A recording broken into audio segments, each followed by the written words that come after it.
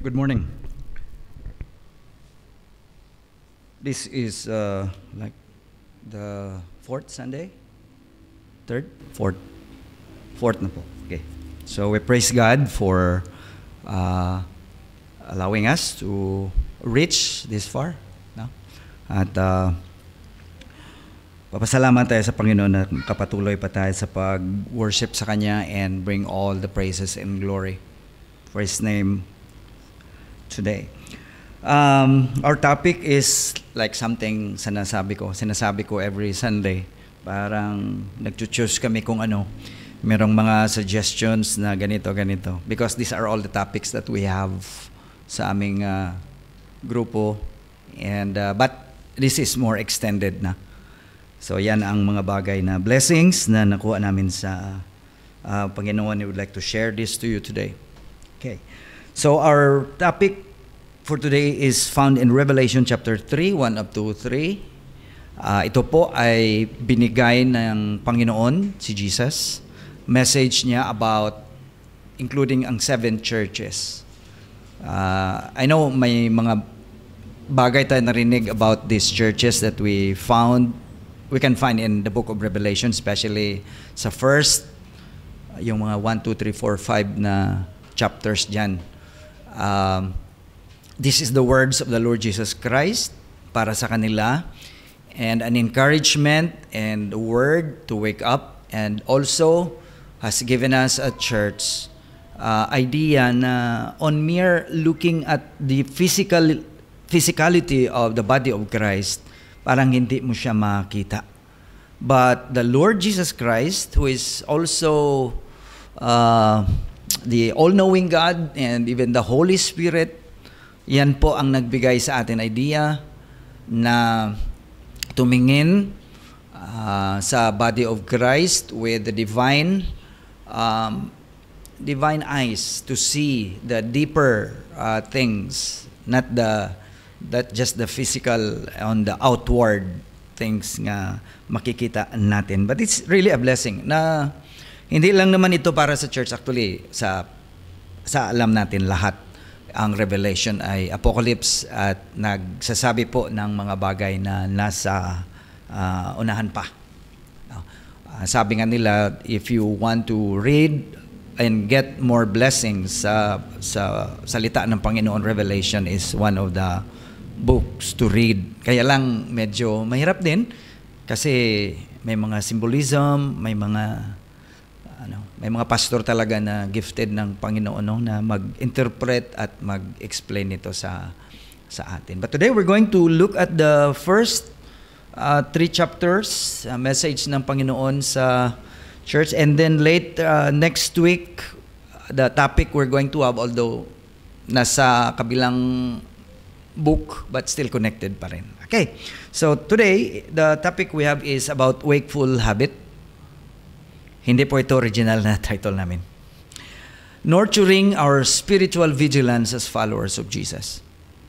Isa sa mga importante, tayo dito sa church, embrace tayo ng discipleship. And it's a thing na tinitingnan natin, and we are all looking at it as our guide, as salita ng Panginoon na sundin natin. At i-practice, i-live out natin ito sa araw-araw na lahat. Okay? So, we're going to take a look at the Word of God and have His blessing. We'll prepare our hearts and our minds to receive the blessing from God's Word. Revelation 3, 1 up to 3, I'm going to read this, but before reading our passage, originally 1 up to 6. Sabi ko medyo baka 2 oras tayo. So 1 up to 3 ang dinala ko. Shall we pray muna? Our gracious and loving Heavenly Father, Lord, we come before Thee with our hearts and our minds open to receive the blessing from Your Word. We pray, Lord, that the Holy Spirit will illumine our minds and even talk to us through Your Word, so that the message that You have for this particular church will also be a message for us a reminder for us about the state, our spiritual state, as we continue to follow you in these modern times. Salamat, Lord, for you have given us your word as a guide so that we can navigate this life fully dependent on Thee. Salamat, Lord, for today, and we pray and even ask for forgiveness for all sins committed. And may your name be glorified in our midst today. And bless those, Lord, who are also worshiping together with us online. Ikaw mag-bless din through this word. In Jesus' name we pray. Amen. Okay, so we're going to look at the church in Sardis. Hindi ko na kinuha kung ano pa mga information ng Sardis, but one of the church, ang alam ko lang, that this is also a church that is economically, during their time. 7 ito sila. Smyrna, Thyatira, Philadelphia, Laodicea. Ito po isa sa mga 7 churches that the Lord Jesus Christ addressed na may mensahe siya para sa kanila.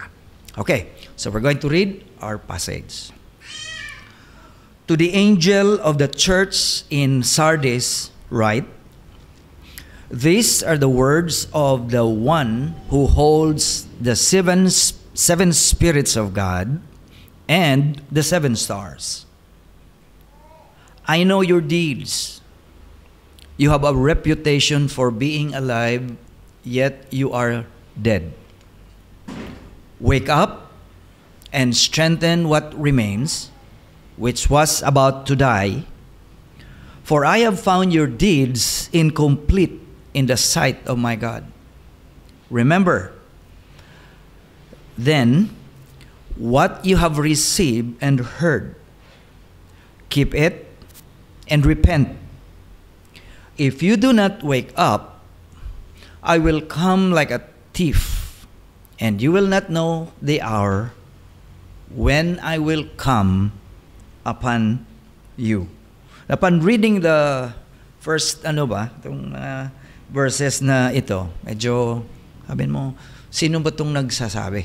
Well, of course, ang revelation ay sulat ni John. And these are the things na sinulat niya. It's because the Holy Spirit or God allowed him to look at the future. So, ang mga nasulat ni John, hindi po ito nangyari na, kung hindi ay future pa. In fact, even today, ang iba dito ay hindi pa nangyari. So, grabe of course, it was God who enabled him to look very, very far in the future. So, ngayon, before nagsabi si John ng mga bagay dun sa about nations, about Armageddon, about Antichrist, lahat, ito po muna ang message ng Panginoon dito sa church in Sardis. Now, when we look at the passage today, meron ditong na-mention itong tinatawag the 7 spirits of God. Now, walang na-mention dyan kung sino yan. Okay? Ang sabi lang dito, to the angel of the church in Sardis write. No, sino to? Ang church sa Sardis may angel? Okay. These are the words, diretso muna, of the one, kinapital ko lang kasi ang meaning na, who holds the 7 spirits of a God. Now, ang tanong natin para maintindihan, what do the 7 spirits of God represent? Ano bang tinatawag? Ang Panginoon ba ay may 7 espiritu? Okay? The 7 spirits represent the 7 divine personality and divine character of Christ. Sabi no? Sa Bible, makita natin ang attributes ni Christ. Makikita nyo yan if you're going to learn Christology. Okay? May theology, may Christology, angiology, lahat. Kikita mo anthropology, soteriology, lahat ng mga logy dyan, kita nyo yung meaning, Christology. But dito, iba. The 7 spirits represent yung 7 divine personality and divine character of Christ, actually hindi mo makita. But if you're going to review, in the past, may nakamention. Ang nakamention nito si Isaiah a long time ago. Maybe during this time of writing, mga 1,000 years before. Sobra. Kasi Isaiah, I think 800 to 1,000 years before Christ was born, sinulat niya ang kanyang book. So, wala na si Christ dito, medyo matagal-tagal na. Now, ano bang nasulat ni Isaiah about these 7 spirits of God? So, sinabi natin, ito ay nagre-represent ng 7 divine personality and divine character of Christ. Ano ba ang 7 personality and divine character of Christ? Take a look at Isaiah. Ito, Isaiah 11:2. Na-predict ni Isaiah si Jesus Christ na siya po ay merong Spirit of the Lord will rest on Him. Next, meron siyang Spirit of wisdom, 2, and understanding, 3. Meron siyang Spirit of counsel, 4, and strength, 5, the Spirit of knowledge, 6, and fear of the Lord, 7. All of this makikita. That's why we're going to identify one. The word one in the capital letter is Jesus Christ. Okay? Si Jesus Christ yan. So, when we read, itong verse 1 kanina, when we read the verse that says, these are the words of the one who holds the 7 spirits of God, meaning, these are the words of the Lord Jesus Christ to the church in Sardis, who has the full, complete, and the same personality with God the Father. So meaning, kung tingnan natin, si Jesus Christ, nagpakilala siya, I am the one who's giving you this message, and I have the same personality with God the Father. John chapter 14, makikita mo that Jesus Christ, sabi niya, I am in the Father, and the Father is in me.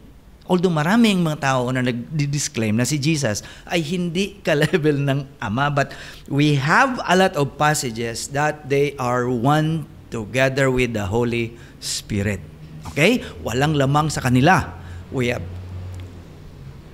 one in essence, 3 different offices. Okay. Ang taong ito, ang the one is Jesus Christ. Now, the next question, how about the 7 stars? Sino yan? Sabi ng Revelation, it will take you hours to really look. But ano lang natin.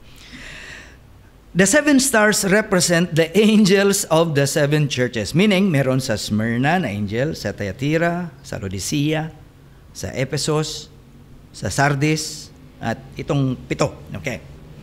So, they are the recipient of these messages. Sino ito sila? Now, tingnan natin kung anong meaning ng 7 star dyan sa Revelation. Atras lang. Revelation 1:20. This is the mystery of the 7 stars you saw in my right hand, sabi ni Jesus, and of the 7 golden lampstands. Atong meaning, the 7 stars are the angels of the 7 churches. And the 7 lampstands are the 7 churches. In other words, Jesus is the one who is in charge of these 7 stars, bringing message to the 7 churches. Okay?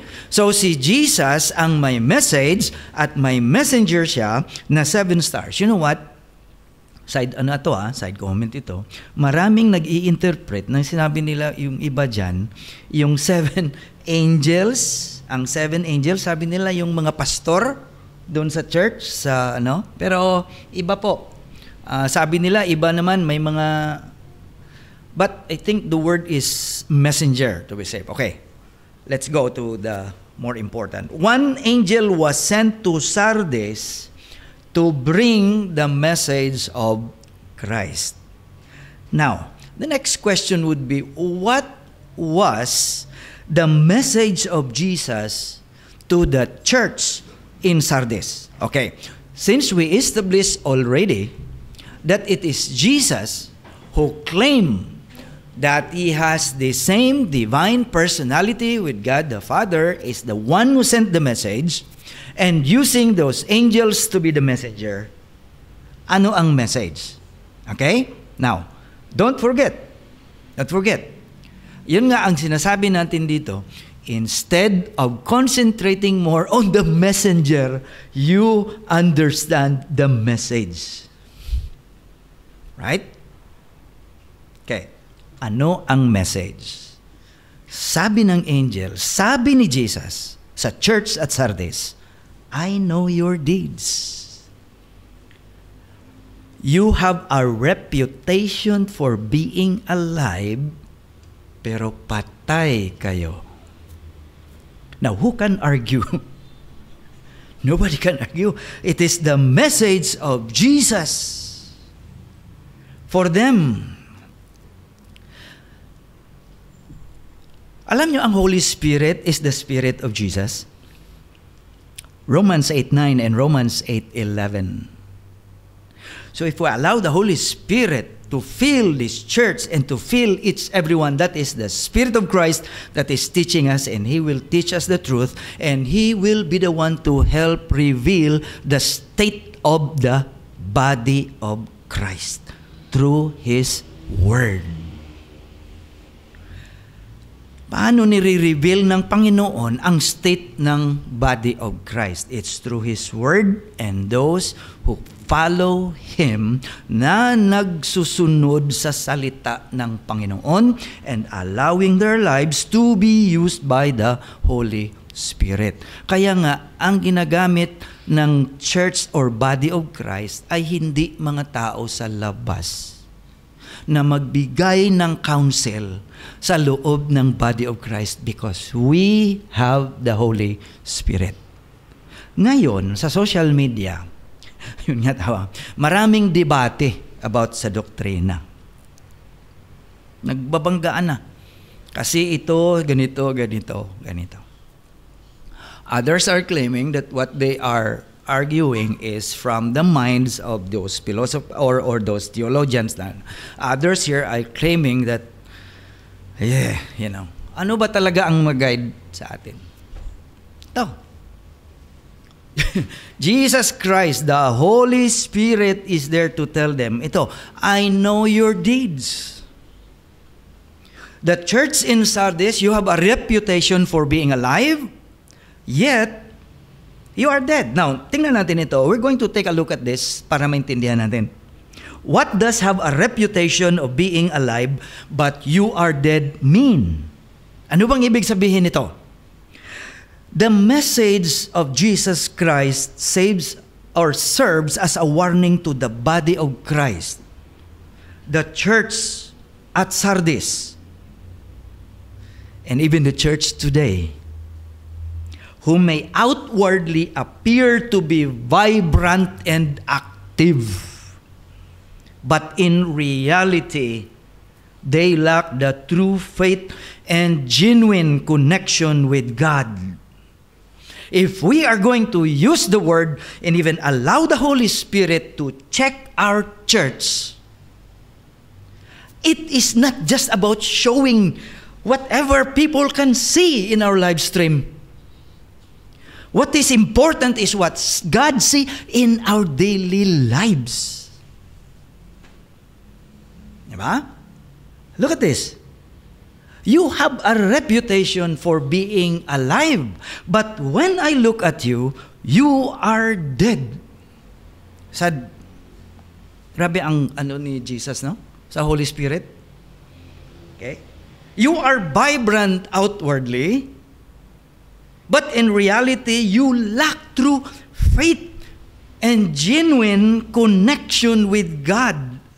So, as Christians, it is important not to rely on outward appearances or reputations, but to examine our hearts and ensure that our faith is genuine and alive. We are called to have a personal relationship with God, even doon pa. In fact, I posted the other day, na ang Great Commission ay hindi nag-start sa Matthew 28. Matthew 28 is a reaffirmation. Again, a reaffirmation of the Great Commission that God gave to Adam and Eve, which is Genesis chapter 1:28. Go and multiply and replenish the earth. Diyon pa lang dalawa, ang Panginoon nagtumawag na sa lahat na human being to have a personal relationship with Him. And then to live out our faith in sincerity and truth. And to bear good fruit that reflects the life of Christ with us. Ibig sabihin nito, kung tingnan mo ang sinasabi ni Jesus doon sa church in Sardis, ito, reputation is one thing. Character is another.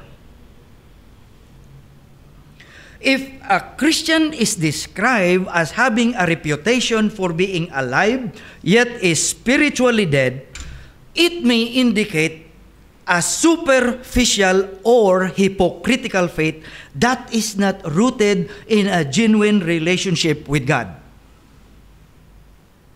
Yes, may reputation ka. But when God sees you through His lens and our divine lens, makikita niyo mo na ang reputation mo iba, ang totoong karakter mo ay iba. So, hindi pwede. Hindi pwede. That is a superficial or tinatawag nating hypocritical faith. Now, if this is evident in your life and mind, then let's heed the warning of Christ. Makinig tayo sa warning ni Jesus Christ na ay binigay niya sa isang church na membro nitong 7, which is in the church in Laodicea. Anong warning ni Jesus? Ito. Revelation 3:16. Sa baba ng chapter natin. So because you are lukewarm, anong ibig sabihin ng lukewarm? You are neither hot nor cold. Ready? I am about to spit you of my mouth. Yan po ang warning ng Panginoon sa kanila. Okay? It is a reminder also, itong 7 churches na ito. When you look at the messages of Christ to the 7 churches, it is also a reminder of the Lord Jesus Christ with the modern believers ni Jesus Christ ngayon. Even our church is not exempted with this reminder. Okay? Hindi tayo exempted nito. How much more sa mga disciples or followers ni Jesus Christ? Pag followers tayo ni Jesus Christ, mataas po ang standard na ini-expect sa atin ng Panginoon. That's why we realize dito sa church na ang pagka-believer nung una at saka follower ni Jesus Christ, follower of the Lord Jesus Christ, as a higher standard that God is expecting us. Right? Meron. Mataas ang standard. Hindi ka ba pwedeng magpagitna? Okay? Now, this is a reminder for all believers, especially those who committed their lives as followers of the Lord, to help each other to constantly evaluate their walk with God. Okay? Anong ibig sabihin nito? I evaluate my walk with God, you evaluate your walk with God, and let the Scripture be our ultimate guide through the working of the Holy Spirit. Okay? I evaluate my life through the Scripture. You evaluate your life through the Scripture. And let the Holy Spirit guide us through God's Word. What else? We need to seek His presence daily and allow the Holy Spirit to transform our hearts and our lives. The next thing we're going to ask, nung una, what does reputation of being alive but you are dead? Ngayon, ang next question, Ano ang command ni Jesus sa kanila? When the Lord stated their spiritual state, I know your deeds. Meron kayong reputation sa community that you are vibrant, that you are alive. That when the people look at you, when you worship, when you go to church, you are vibrant, you are alive. But when I look at you, you are dead. Now, na-state na ng Panginoon kung ano ang state nila spiritually. Now, here's the next thing that the Lord Jesus commanded them to do. Wake up and strengthen what remains, which was about to die. Alam nyo, itong message ni Jesus, this is a call to action for the believers in Sardis Baptist Church. Naalala natin Baptist. Pwede man Sardis Fundamental Baptist Church or Sardis Evangelical Church. Anong message ng Panginoon? To awaken from spiritual complacency and revitalize their faith before it's too late. Yan po.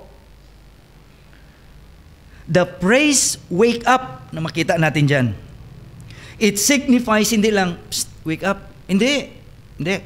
Kung tingnan natin ang original form niya, meron po siyang sense of urgency and importance.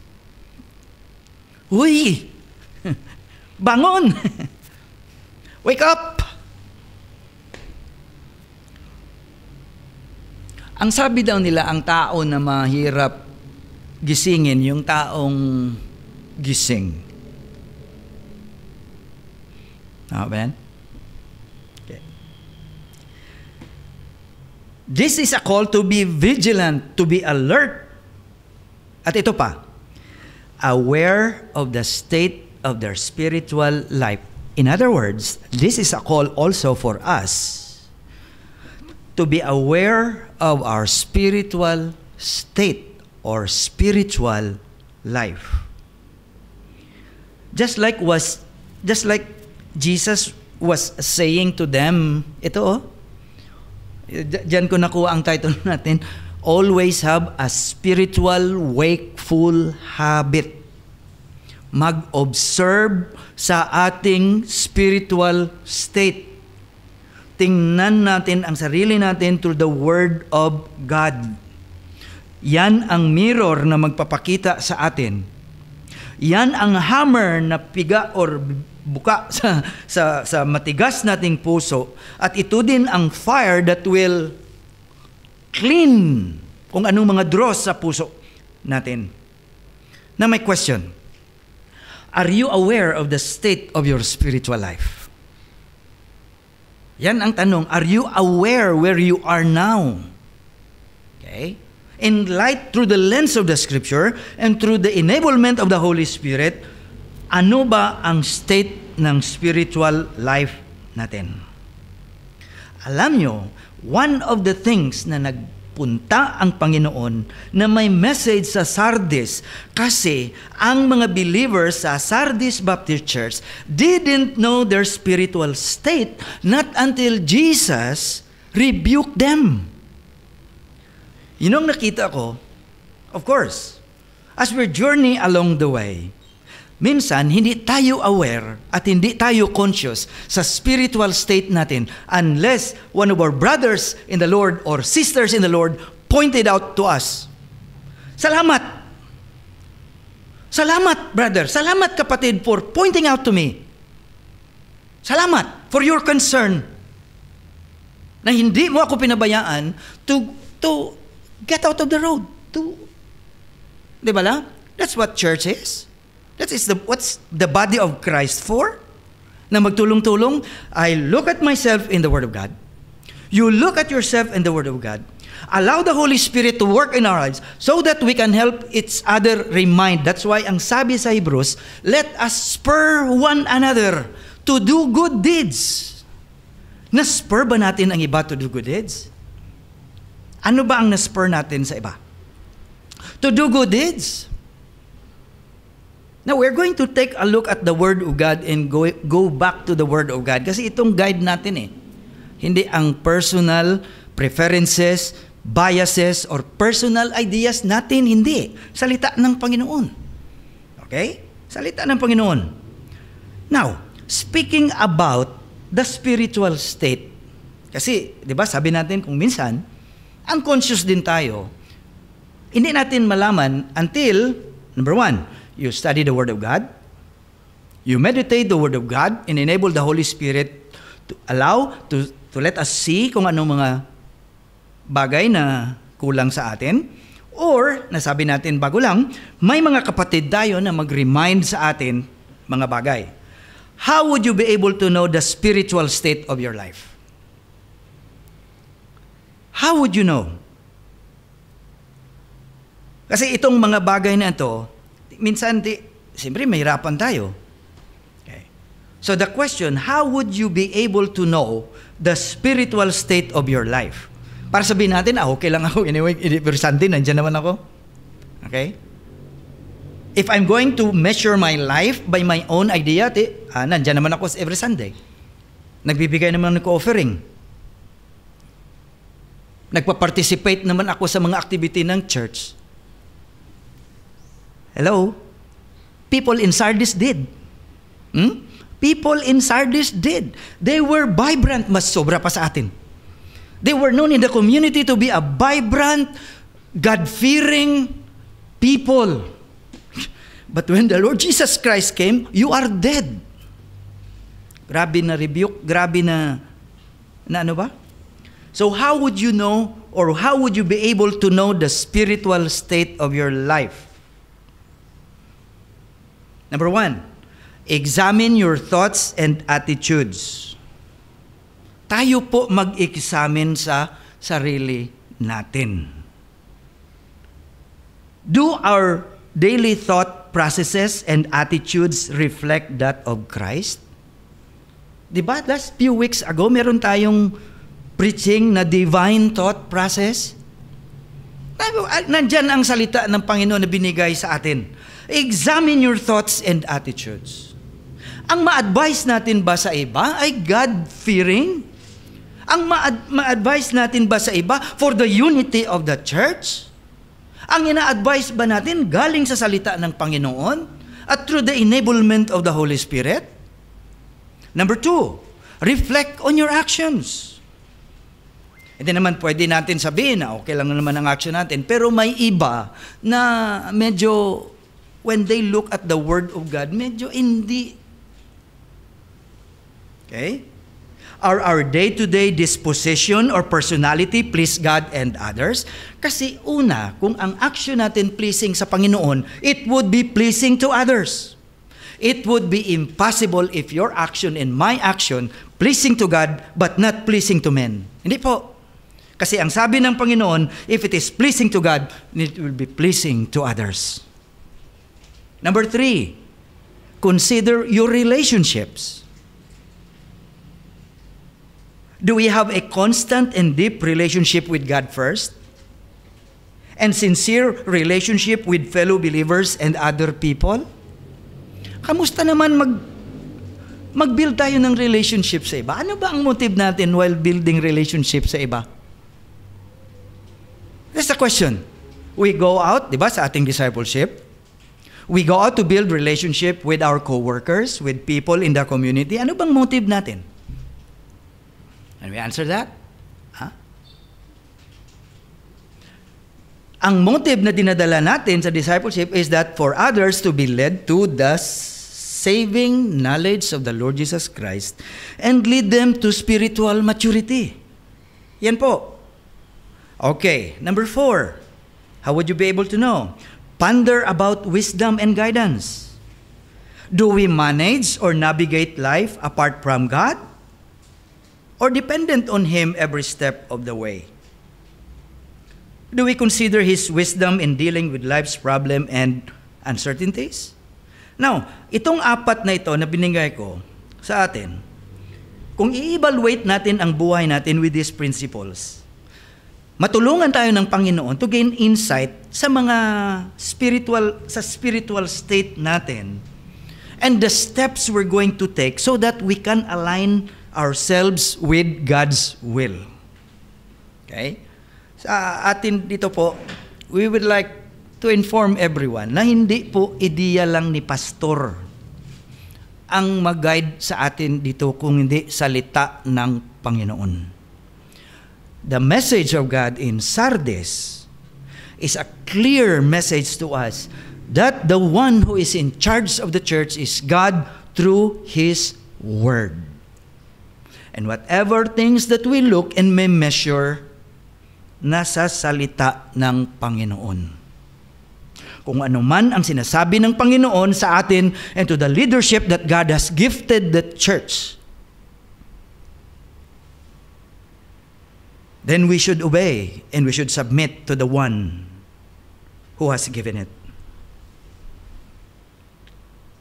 Why is it important to know the spiritual state of our lives? Bakit importante ito? Bakit? Because we have an enemy who is waiting to pounce on those who are neglecting their spiritual lives.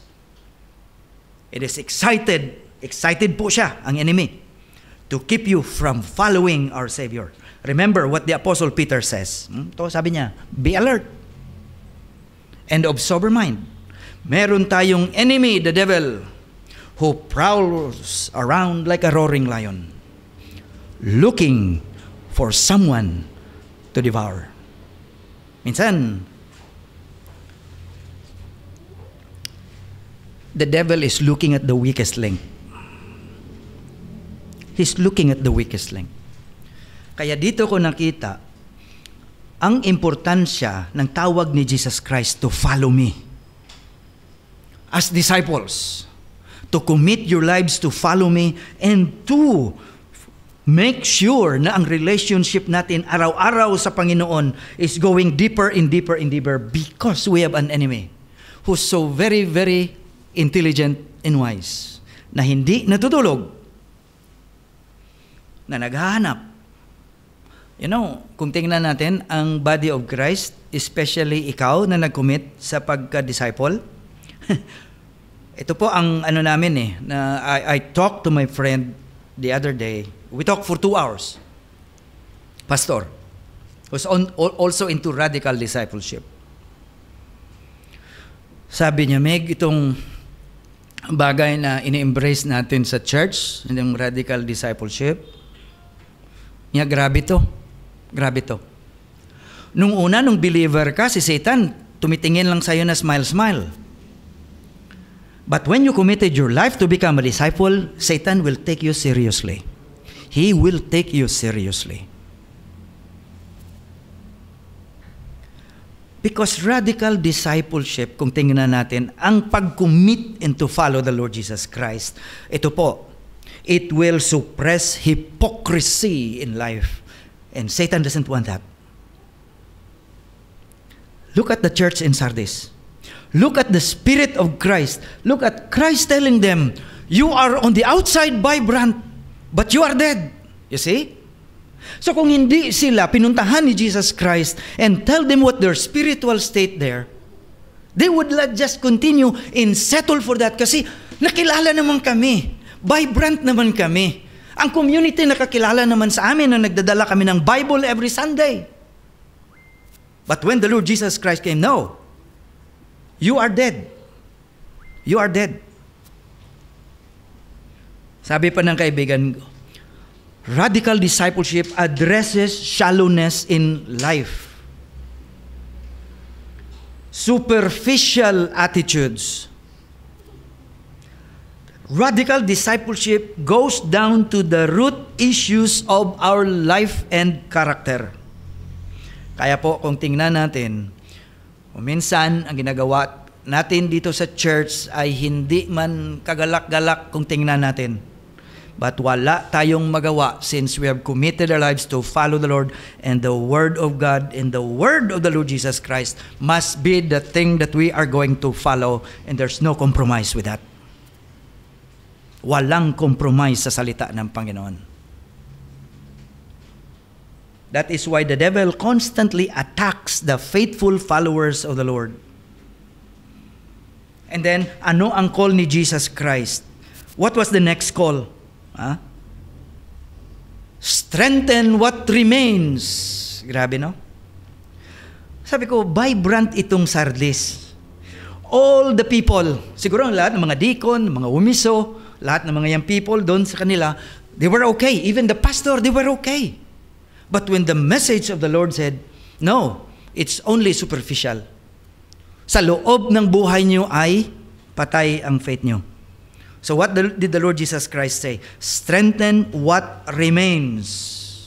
The Lord Jesus Christ encourages them to nurture and revive the flickering flame of faith. Ay, maliit na lang. Kasi kung i-continue mo ang verse until verse 6, meron dun sa kanila mga maliit lang natitira who's standing for the Lord. Natira, maliit lang sila. Kaya nga sinabi ng Panginoon, ito sila later on, I'm going to put the white garment on them because they persevere. Merong iba dyan that there's a chance that I'm going to blot out from the list doon sa langit. Okay? Revive the flickering flame of faith that is still present within them, even though it may be fading. Sabi pa, may encouragement pa si Jesus Christ sa kanila. It is a last call to develop what remains because it is about to perish or die. Nakita ni Jesus Christ na ang faith nila weekend, and it's just flickering na lang. Flickering na lang. Ano kaya ang rason kung bakit ang church sa Sardis, lahat ng mga member, ang faith nila ay nag-weak. Ang faith nila paunti-unti nagdi-diminish. Well, it's also a question para sa atin today. What do you think are the factors that contribute to the weakening of one's faith? Ano kaya ang factor nagko-contribute na ang faith ng isa ay anong tawag niyan sa Tagalog? Mag-weak. May nakita ako itong whenever pride, self-confidence, lukewarmness, idleness, light-heartedness, or the love of the world revives, every fruit of the Spirit is ready to die. Okay? Yan sila, naka-line up.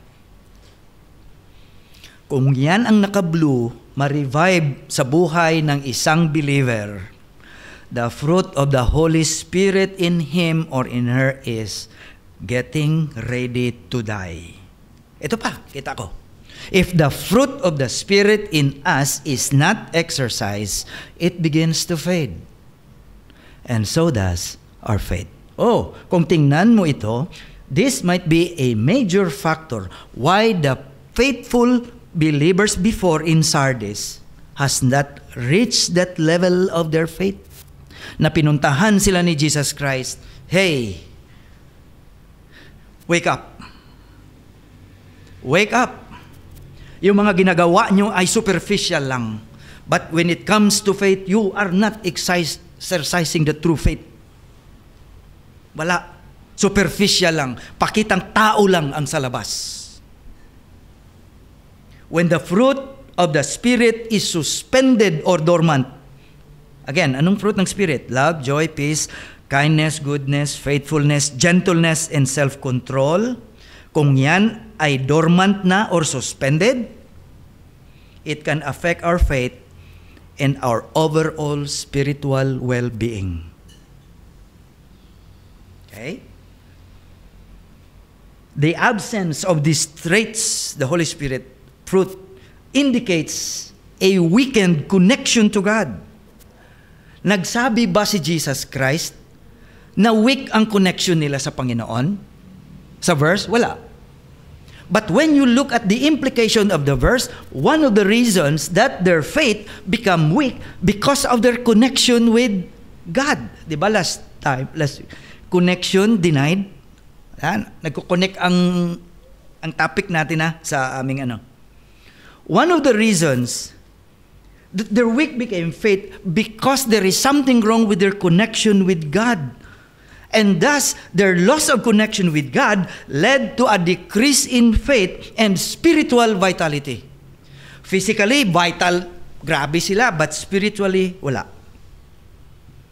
So the question, how's your faith today? Is it still flickering or dim? Yan po. Now, speaking about challenges or factors na mangin cause na ang faith natin ay mag-fade. Ano ba ang mga challenges sa buhay natin that may cause our faith to fade? Itong mga challenges na ito, sa isang believer, kung hindi siya marunong magharap, then talagang maapekto siya. Kung hindi siya marunong mag-deal sa mga bagay na ito na ipapakita ko, wala. So what are some of the challenges that may cause our faith to fade? This question is also the question if we're going to look at Sardis Baptist Church. Ano kaya ang mga possible na mga factors na ang faith nila nag-weak? Number 1, persecution and opposition. Hostility and opposition from others can shake one's faith and lead to doubt and fears. Diba? Isa yan. Maraming mga tayo dito na nag-commit to be, nagtanggap sa Panginoon as Lord and Savior. But there are some na gusto magtanggap sa Panginoon pero hindi sila nagtanggap. Kasi hindi pa nila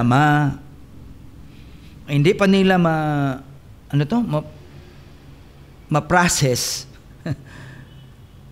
kung i-forsake sila ng family nila because nag-change sila ng allegiance. So, yan po ang isang factors na mag-cause na ang faith natin mag-weaken. Persecution and opposition. Ikalawa, doubt and uncertainty. It can be easy to question God's presence, His promises, His faithfulness in moments of doubt and uncertainty. Ang doubt ay isang powerful weapon ng kalaban natin, yung kanina, waiting whom He will devour, to weaken our faith. Okay? Ang isang bagay na mangyari sa believer nito, itong doubt, very, very obvious na ang connection niya sa Panginoon ay hindi malalim. Magda-doubt siya sa Panginoon kung ang pagkilala niya sa Panginoon ay maliit.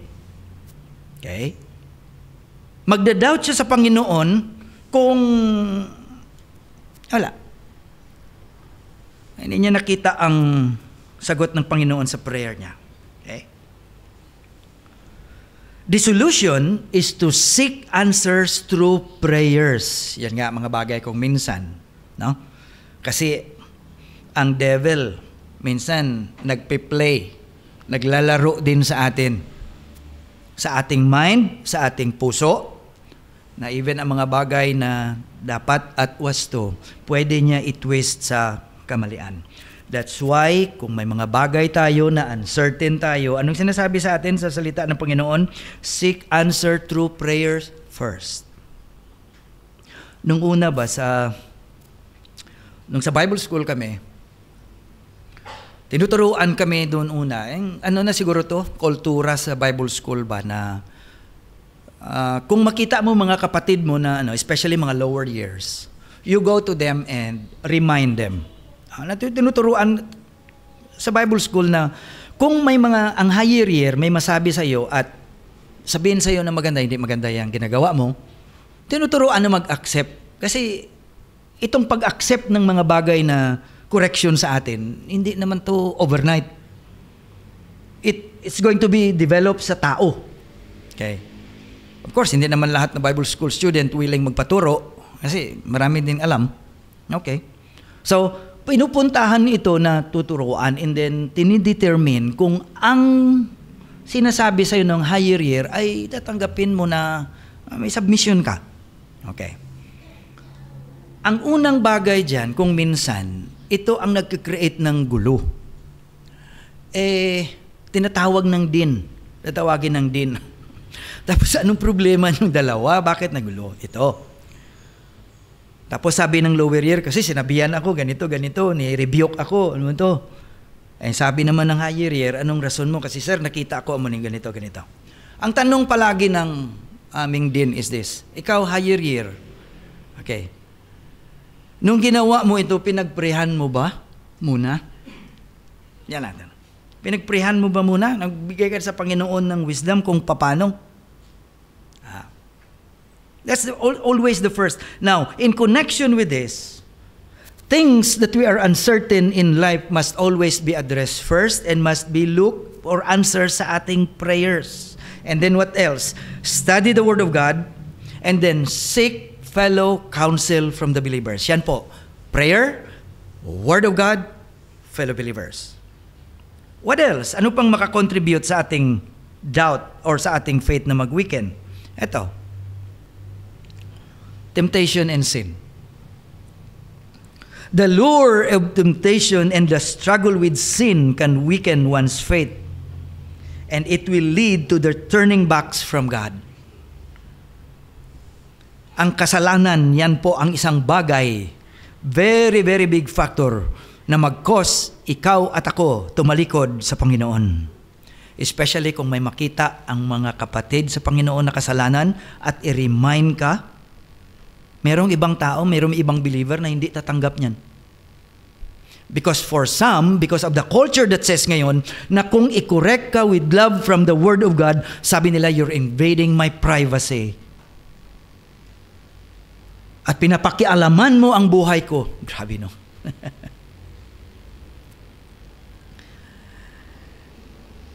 Hindi naman po pinapakialaman ang buhay natin kasi brothers, pamilya pa tayo. We are family with Christ and we belong the kingdom of Christ. Nasa salita ng Panginoon ang mag-remind at magtulong sa isa't isa. Okay? Temptation and sin. Okay? Ito po ang mga factors to lose one's desire to have a deeper relationship with God in His Word. Nung una, ang ganda-ganda, yung nga, sinasabi natin, ang Sardis, if we're going to take a look at the context, ang Sardis, when they started their faith, nagabaga-baga, kung sa Ilonggo pa. They are very aflamed. And then later on, become weak. What's the factor? This is the factors that their desire to have a deeper relationship with God fades. What else? Etong spiritual complacency. Yung kanina, becoming lukewarm, you are not hot, you are not cold, you are unconcerned or uninterested in one's faith, can cause it to fade. Kung hindi ka na interesado to know about your spiritual state, at kung okay ka lang na, yun before ba, sinasabi natin, when we were believers na, okay lang to, makapunta tayo sa church. Nandiyan naman tayo. Perfect attendance naman tayo dyan. Or, nagjo-join naman, nagka-counselor naman tayo sa camp. Okay, nagka-counselor naman tayo sa mga conferences or... But when we committed our lives to become followers of the Lord, the game is different. Our Lord expects deeper from us, a lot from just a believer. Okay? So spiritual complacency, that's why God has called His people to come and follow me. Take up my cross and follow me. Ayan ang cross dyan. Ang cross, kung tingnan mo lang, ang dami-dami. Cross, araw-araw. Are you willing to take it up for the Lord? What else? Worldly distractions. The cares and pleasures of this world ay very, very strong na. Nung una, we are influenced by the Word of God, our fellow believers. Ngayon, ang strong influence, ang mga tao na sa labas. Ang mga kultura na sa labas. It's so easy to be influenced by the culture of the place we're living in. Tingin mo lang dyan sa labas. Punta ka sa mall. Punta ka sa kung saan-saan. Bakit ang dami nila itong pera? Okay? Oh. Okay. Bakit ganito sila, ganito sila? No, those are the factors minsan na makaapekto sa atin. Worldly distraction. That is why it is very, very important to prioritize spiritual disciplines. Kumbaga, parang pagtawag ni Jesus Christ to extend the call to follow Him, it is a call to spiritual discipline. Okay? Prayer, worship, studying God's Word, personal meditation, day groups, lahat. Stay connected with God. That is why, the reason why, the author of Hebrews says this. Okay? Fixing our eyes on Jesus, the pioneer and protector of faith. For the joy set before Him, He endured the cross. As followers of the Lord, are you willing to endure the cross? Iba naman tong cross ni mo. Hindi naman to literal na cross na magpapako tayo lahat. Ito mga problema, ito mga pagsubok sa buhay, are you willing to take it up for the Lord? He did. And expect His followers to do the same. Scorning its shame. And sat down at the right hand of God, or the throne of God. That's why I said, consider Him. Consider Him. Think about Him who endured such opposition from sinners. Anong rason? So that you will not grow weary and lose heart. In other words, so that your faith will not fade. So that your spiritual state will be maintained on a high level. Ano po ibig sabihin? Itong ginabigay sa atin ito ang verse is a timely reminder and exhortation para sa ating lahat na mga believers. Anong exhortation dito? To constantly evaluate the state of our spiritual lives. Narinig ko nga before na merong iba, out of the honesty of the heart, mayroong mga kapatid sa Panginoon sa loob, lalapit, kamusta naman, yan ba? Nagtanong ba tayo sa iba, kamusta naman ang tingin mo sa akin on our spiritual life? Anong masabi mo? Kamusta naman?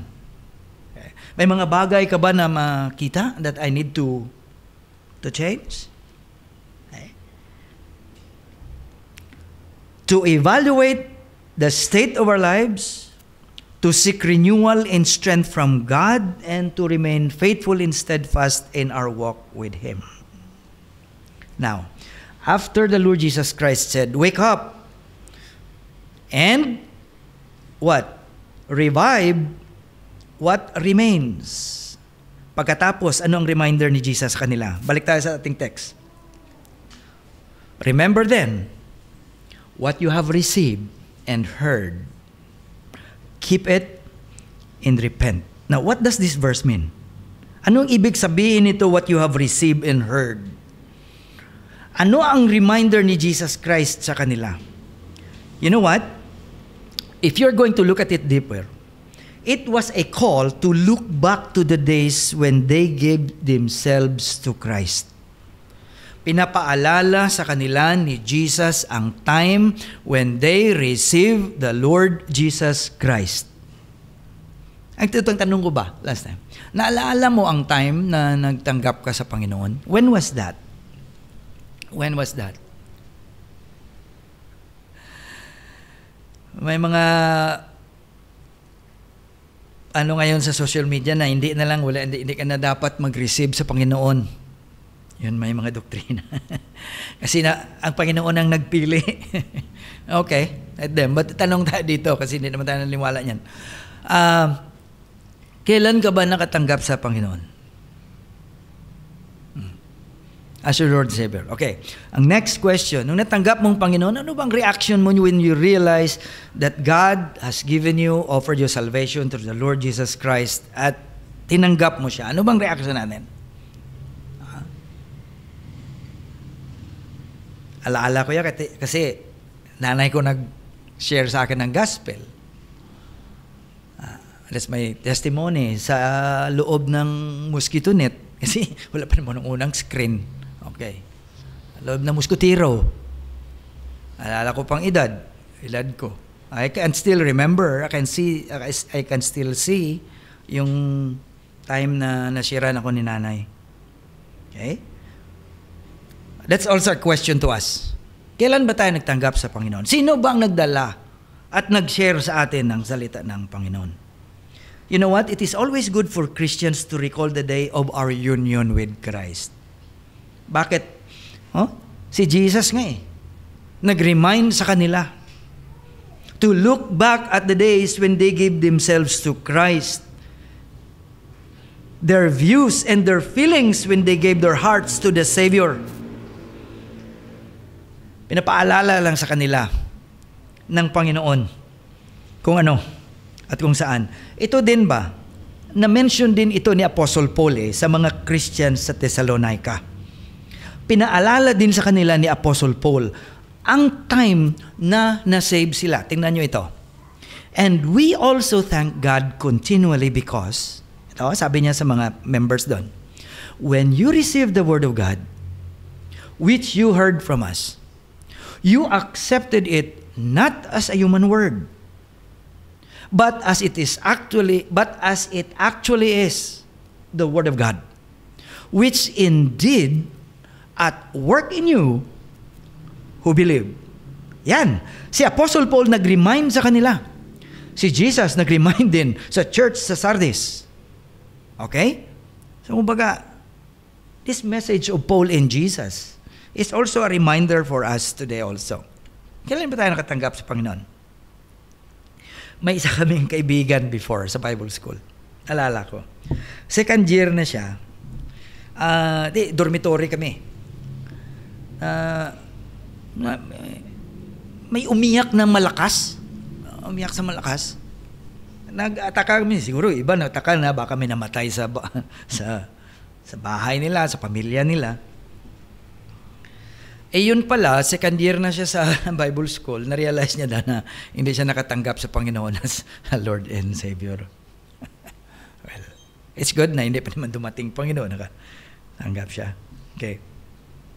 So this is the idea. What else? What else? What you have received and heard. At tapos may message pang Panginoon. Keep it and repent. Repent of what? Repent of what? Ang repent dyan na word is this. Repent in regard to all in which you have departed from the truth. Itong spiritual state nyo ngayon, nag-weaken na, balikan nyo ang time na remember nyo kung kailan kayo nagtanggap sa Panginoon at alahanin nyo ang time na nag-weak ang faith nyo. Ang sinasabi diyan ni Jesus, balikan nyo yung time na yan at maghingi kayo sa Panginoon ng forgiveness. Yan po ang ideya. Balikan. I-remember mo ang time, ang factors na nagpa-weaken. Ano ba ang nagpa-weaken sa faith? Sa sobra na schedule sa school? Ang lure na mag-offer ng kung ano-ano pa every time sa Word of God? Okay? Balikan natin. Ano bang mga factors na nagpa-weaken sa faith? Yan po. They must repent and turn back to the Word of God because they have strayed. Same thing with us. Same thing with us. If we have no desire with the Word of God and the Word spool is gaining ground in our lives, remember what the Hebrew author said. Ito, we must pay the most careful attention, therefore, to what we have heard. Kita mo ang kay Apostle Paul at saka sa Hebrews nagko-connect, so that we do not drift away. So meaning, if we are going to look at one of the reasons why the church in Sardis become vibrant physically, but spiritually dead, because they drift away. Because they did not keep what they have heard. They did not continue to stand on the faith. And they did not have most careful attention to it. Meaning, in other words, they just don't put emphasis to those spiritual things which they had before. Again, whenever pride, self-confidence, lukewarmness, idleness, lightheartedness, or the love of the world revives, every fruit of the Spirit is ready to die. Ito na. Tingnan natin ang verse ulit. What was Jesus warning if they don't obey? Ito tatlo nakita ko nagpunta ang Panginoon doon sa church ang Sardis, nagpaalam, ito po ang spiritual state nyo. Ikalawa, meron dyan maliit, i-revive nyo. Kung hindi kayo makinig, ito po ang mangyari. If you do not wake up, I will come like a thief, and you will not know the hour when I will come upon you. Ay, pwede din natin sabihin, come lang naman pala Puntahan lang naman tayo. Bisitahan. You know, ang word sa Bible, careful ka palagi, pag sinabi na bisitahan ka ng Panginoon, hindi po ibig sabihin na bisitahan ka ng Panginoon, mag-upo dyan sa'yo at magkape. Ang word na bisita ng Panginoon, minsan hindi sabihin na, kamusta ka na? Hindi. Ang bisita dyan kung minsan may negative connotation. Pagbisita ng Panginoon ay delikado. If you do not wake up, I will come like a thief, and you will not know the hour when I will come upon you. Jesus was saying, if thou shalt not keep thyself free from the gross sins or errors, and give diligence to my word, I will come to thee. Listen, not as a friend to comfort and refresh you. I will come as a thief to rob and destroy you. And that is suddenly. Yan po ang ibig sabihin. Kung hindi ka makinig, kung hindi mo i-revive, yung mga errors na nandyan sa inyo, I will come to you as a church, not as a friend to comfort and refresh you. I will come like a thief. Ang sinasabi dito na come as a thief, hindi lang tong time na hindi natin siya hinihintay or hindi natin ini-expect. Darating siya na hindi natin ini-expect, pero ang plano niya is to get anything and to destroy. Somebody said this, the last day is hidden from us, that every day may be observed by us. You get the idea? Hindi man pinaalam ng Panginoon ang last day, kailan siya darating. Para ang ibig sabihin niya, so that every day we will observe it. Sinabi natin, we will observe it, we will live it according to His will in His Word. And another reminder from Jesus' words that He gave to the church in Ephesus, isa sa mga churches na pinuntahan ni Jesus, may reminder din siya. Sabi niya, Revelation 2:5, church in Ephesus. Ang sabi niya, consider how you have fallen. Repent and do the things you did at first. Ito pong ibig sabihin yan. You remember the time. Remember the time when you came and acknowledged me. You know? If you do not repent, I will come to you and remove your lampstand from its place. How would Jesus would come upon them? How would Jesus would come upon them? He would come in the sense of bringing immediate judgment. Nagbigay din ang Panginoon sa church in Ephesus ng stern warning. Anong stern warning niya? Not until or unless you repent I will remove their light and His presence. I-remove ng Panginoon ang light at ang presence niya sa church. When their lampstand was removed, they could continue as an organization, but no longer as a true church of Jesus Christ. Kung tingnan natin, ang pinapakita ng Panginoon sa kanila, stop being superficial. Look at the state of your spiritual life. If there is something flickering awake, do something about it.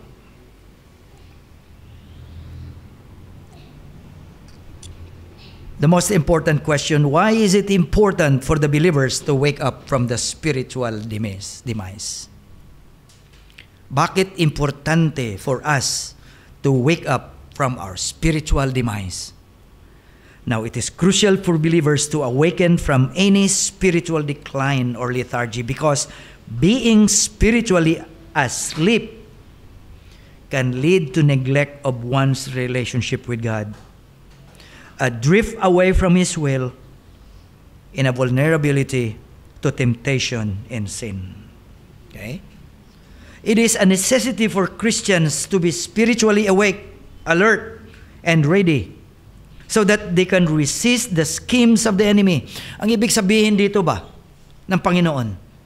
For many, many years, you settle for the superficial things. And the devil is taking advantage of you. He's looking at you enjoying. But the Lord Jesus Christ, looking at them, siguro crying. And that was the time He went to them and told them about their spiritual condition. Yan po ang isang bagay kung bakit importante para sa atin to wake up from the spiritual demise, to take a look at ourselves, to look at the Word of God, to ask illumination from the Holy Spirit in enablement to help us navigate daily. Now, ang sa huli, how can we continue being watchful and sober in our daily walk with God? Paano tayo makapag-continue? Once again, kung tingnan natin, as we embrace the commitment to follow the Lord Jesus Christ through discipleship, then let us continue that. Okay? Let us continue to dig deeper in God's Word. Yan po ang tawag niya sa atin. So, how can we continue being watchful and sober in our daily walk? Ito po, una, regular self-examination. Ang mga government official sa atin, may yearly sila check-up, no? Sa general check-up.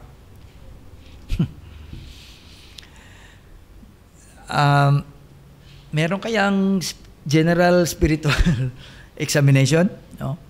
Kailan to? Regular. 2 Corinthians 13:5. Examine yourselves to see whether you are in the faith. Test yourselves. Do you not realize that Christ Jesus is in you? Unless, of course, you fail the test. Grabe pag-remind ni Apostle Paul. No? Reflect on your faith and life before God. Sa kasobrang busy natin, sa kadaming bagay na ginagawa natin, have time to reflect on your faith and life before God.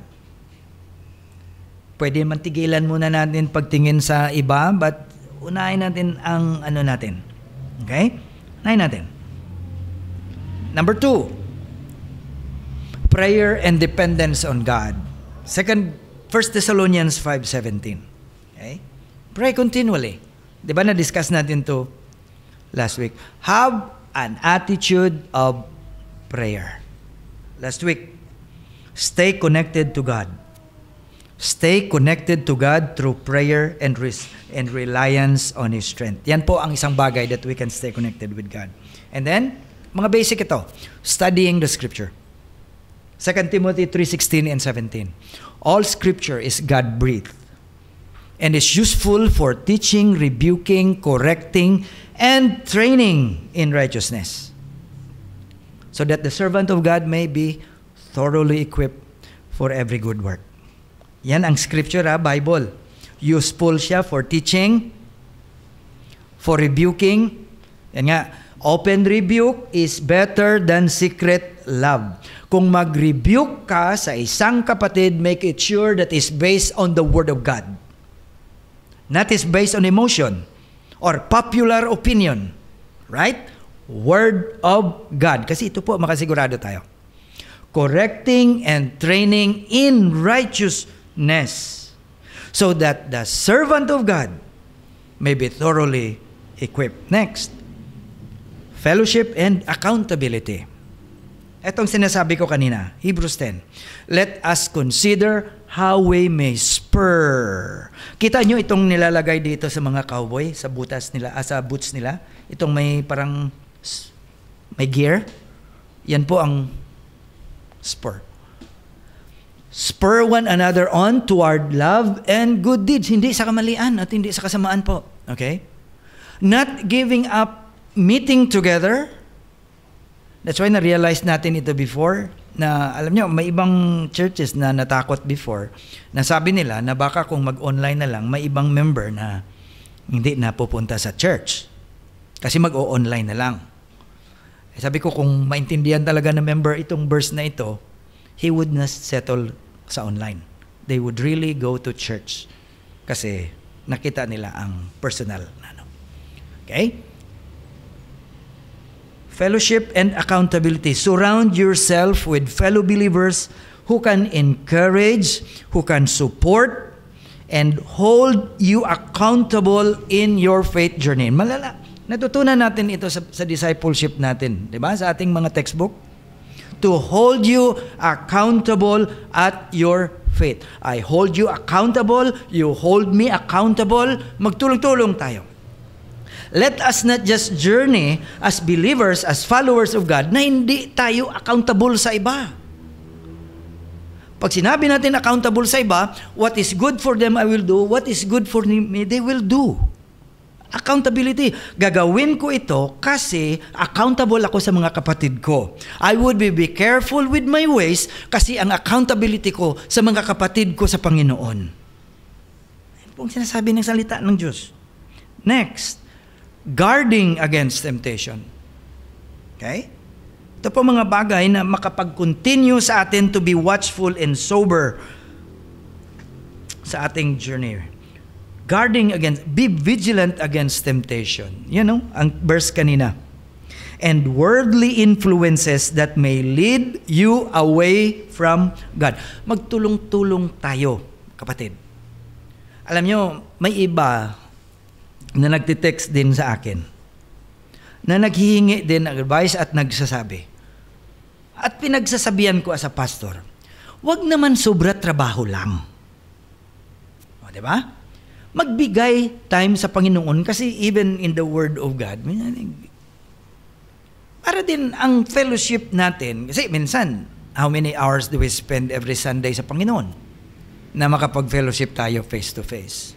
Huwag naman sobra lang trabaho na kung pabayaan lang natin ang demand ng trabaho, kakainin niya ang time natin sa Panginoon. Totoo yan. Magbigay, mag-relax. Tumitingin ang Panginoon. No? Huwag masyadong, let us help each other to remind sa ating walk.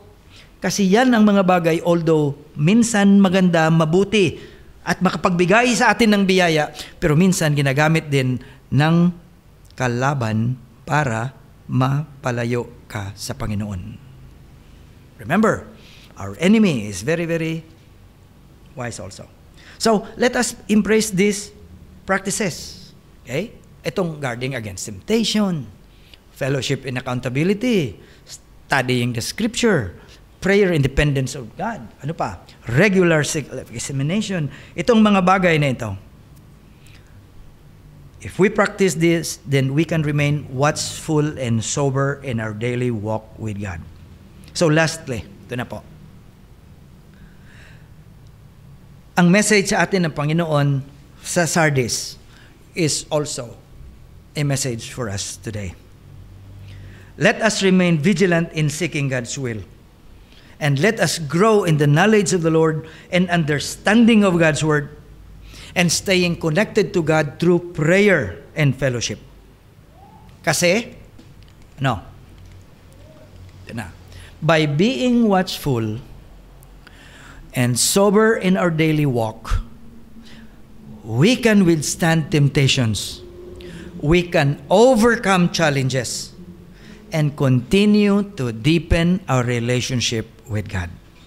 Ano man ang mga bagay na daan sa atin as a body of Christ, if we are sober and watchful of our daily walk, and ano man mga temptation na ipadala ng kalaban, ng darkness, we can withstand it. And we can overcome those challenges na hindi natin bigyan ng chance ang kalaban to destroy what we have committed sa Panginoon, and continue to deepen our relationship with God.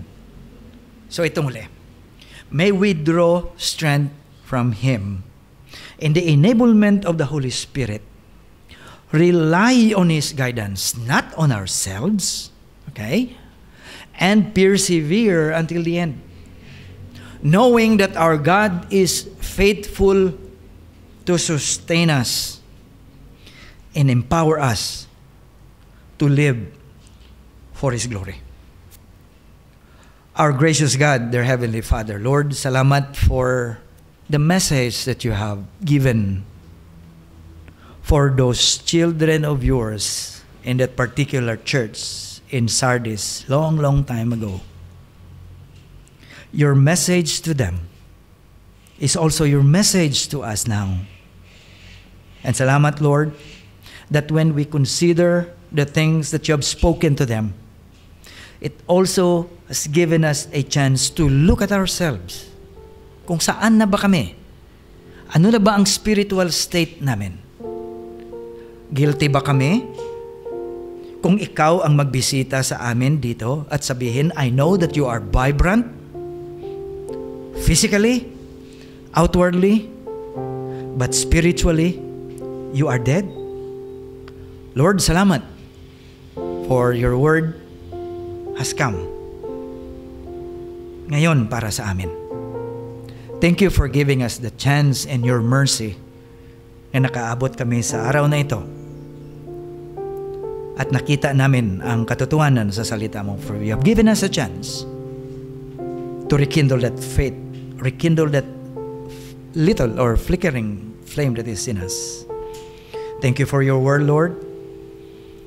Praying that your word will be in our hearts, always remind us and to guide us as we navigate this life through the enablement of the Holy Spirit. So we commit to you your word na hindi babalik sa iyo na walang ano-ano, kundi pupunta sa puso ng lahat na makarinig sa salita mo. We give you back the glory and honor. In Jesus' name we pray.